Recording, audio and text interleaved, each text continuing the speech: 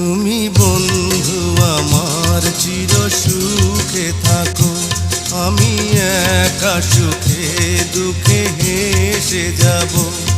বকুলের মতো ঝরিয়া মরো না, তুমি বন্ধু আমার চির সুখে থাকো।